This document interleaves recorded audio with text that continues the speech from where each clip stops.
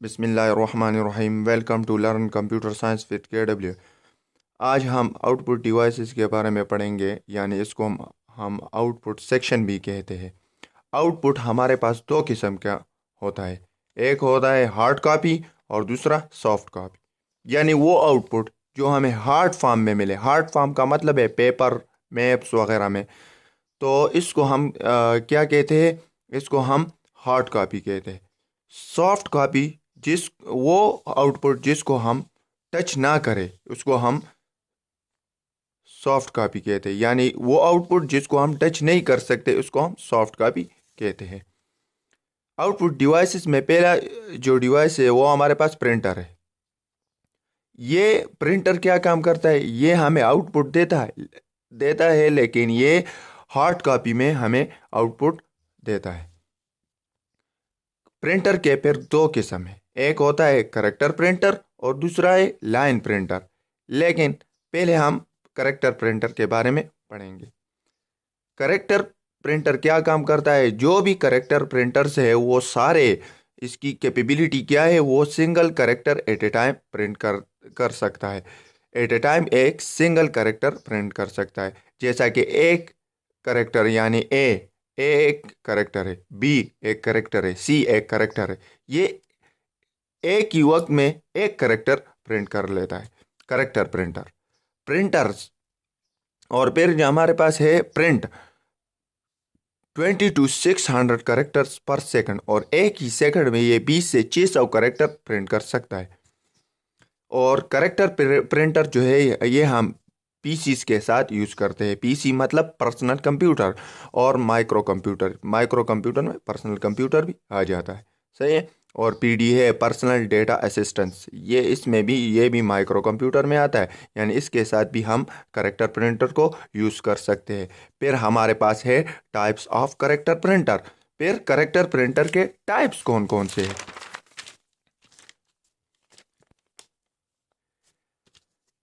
Dot matrix printer, ये character printer की एक किस्म है, सही है।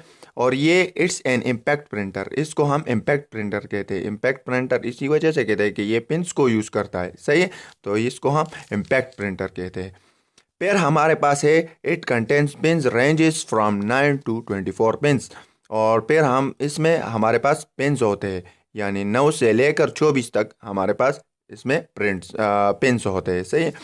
Pins moves or ribbons containing ink beneath which the paper is adjusted.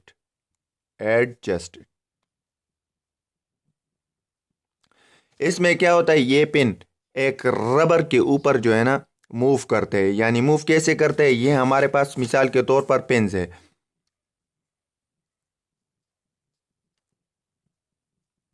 ये हमारे पास पिन्स हो गए, सही है। तो ये क्या काम करते हैं, ये अगर इसने एस प्रिंट करना होता है तो ये पिन्स फ्रंट पे आ जाते हैं, ये पिन्स फ्रंट पे आ जाते हैं, इस शक्ल में ये फ्रंट पे आ जाते हैं। और ये इस रिबन होता है इसके नीचे, उसको स्ट्राइक कर लेता है। जब इसको स्ट्राइक कर लेता है तो रिबन के नीचे हमारे पास पेपर पड़ा हुआ होता है, तो उस पे ये करेक्टर प्रिंट हो जाता है। तो इसी तरह ये काम करता है। Dots are created on the paper. Those dots are shaped together to form character. ये जो मैंने आपको बात बता दी ऊपर, इसी वजह से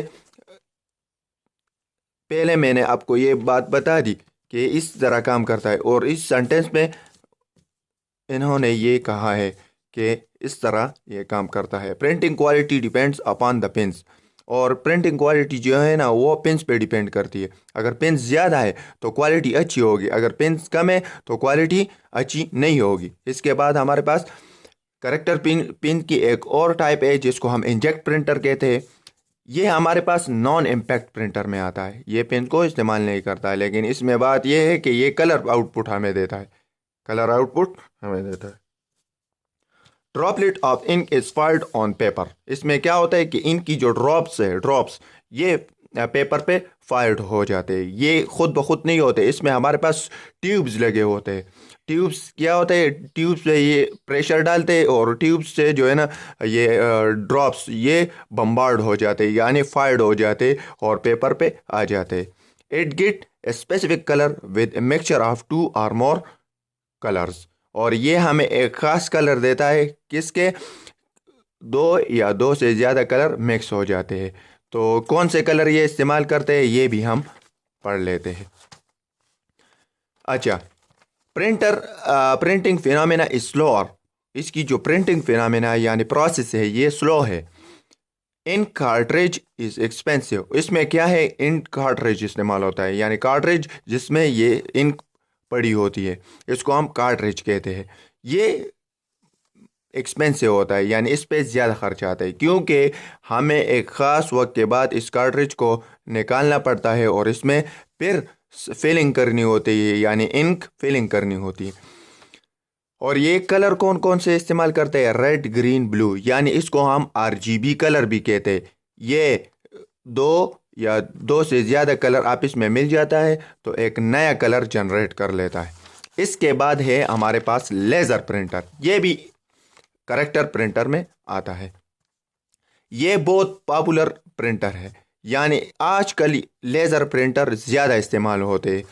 इसमें क्या होता है, इंजेक्ट प्रिंटर में हमारे पास क्या होता था कि हम कार्ट्रिज को इस्तेमाल करते थे स्याही फिलिंग करने के लिए, यानी इंक फिलिंग करने के लिए हम क्या करते थे, कार्ट्रिज को इस्तेमाल करते थे। लेकिन लेज़र प्रिंटर में हमारे पास टोनर होता है, टोनर में, और इसमें जो स्याही होती है वो पाउडर शक्ल में होती है। और ये क्या करता है, पेपर पे ये ट्रांसफ़र कर लेता है, ये पाउडर फॉर्म की शक्ल में, जो पाउडर फॉर्म में जो स्याही होती है ये क्या होता है, ये पेपर पे ट्रांसफ़र हो जाती है। लेकिन इस पे ये चिपकती नहीं है। ये कब इस पे जो है ना चिपकेगी, जब इसको हम हीट एंड प्रेशर दे देते हैं। तो प्रिंटर क्या करता है, इसके बाद पाउडर को बम्बार्ड करने के बाद ये हीट और प्रेशर जनरेट कर लेता है। तो हीट और प्रेशर के साथ ये पेपर पे चिपक जाती है। इसके बाद है laser light play a very important role in printing. और लेज़र प्रिंटर में हमारे पास लेज़र लाइट जो है ना वो एक अहम किरदार अदा करता है प्रिंटिंग में, क्योंकि लेज़र लाइट जहाँ पे हमें प्रिंटिंग करनी होती है ये उस जगह पे फोकस कर लेता है। यानी एल हमें प्रिंट करना होता है तो ये एल की शक्ल में फोकस कर लेता है पेपर पे, और उसी जगह पे ये पाउडर फिर हम फाइट करते हैं, ये टोनर फाइट करता है, सही है, और एल हमें प्रिंट हो जाता है।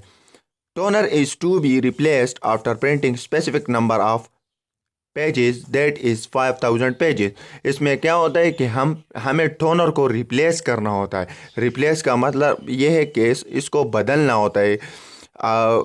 5000 पेजेस जब हम प्रिंट कर लेते हैं तो इसकी जो है ना लिमिट ख़त्म हो जाती है, फिर इसको टोनर को हम रिप्लेस करते हैं, इस पर पाउडर दोबारा डालते हैं, यानी पाउडर इंक।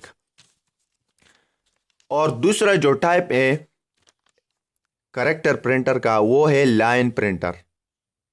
लाइन प्रिंटर क्या काम करता है, जैसा कि नाम से जाहिर है, ये पहले हम इसको इस्तेमाल किस कंप्यूटर के साथ करते हैं, ये हम जनरल पर्पस इस्तेमाल नहीं करते, ये मेन फ्रेम कंप्यूटर के साथ इस्तेमाल होता है, और मेन फ्रेम कंप्यूटर जनरली इस्तेमाल नहीं होता।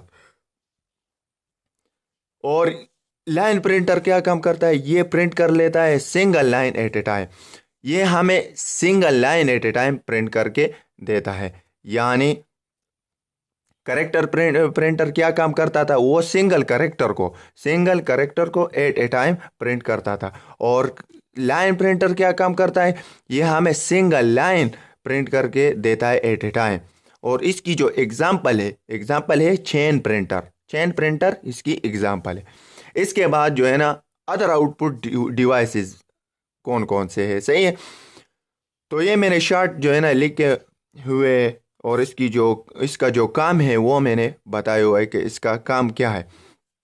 कंप्यूटर आउटपुट टू माइक्रोफिल्म, ये भी है हमारे पास एक डिवाइस है जिसको हम COM कहते हैं, COM। तो ये क्या काम करता है, ये लोड करता है। ये किसको लोड करता है, ये फोटोग्राफिक्स वगैरह और जो है ना इमेजेस को ये लोड करता है। ये इसका काम जो है ना loading of photos and photographics, ये इसको जो है ना ये लोड करता है, ये इसका काम है। इसके बाद है प्लॉटर्स।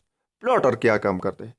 जैसा कि प्रिंटर था, वो क्या काम करता था? वो करेक्टर्स को प्रिंट करता था, वो लाइंस को प्रिंट करता था, सही। लेकिन प्लॉटर ये काम नहीं करता। प्लॉटर क्या काम करता है? ये मैप्स वगैरह को प्रिंट करता है। ये करेक्टर्स वगैरह को प्रिंट नहीं करता है, ये मैप्स वगैरह, नक्शे वगैरह को प्रिंट करता है। जैसा कि इसको हम इंजीनियरिंग पर्पस के लिए इस्तेमाल करते हैं, यानी बिल्डिंग का नक्शा हो गया, किसी और जगह का नक्शा हो गया, ये सारा हम प्लॉटर के ज़रिए करते हैं, यानी इसके ज़रिए हम प्रिंट करते हैं। स्पीकर स्पीकर भी हमारे पास आउटपुट डिवाइस है जो हमें आउटपुट डेटा देता है in the form of sound. यह हमें साउंड की शक्ल में आउटपुट डेटा देता है। स्पीकर इसमें क्या होता है कि एम्पलीफायर्स लगे होते हैं।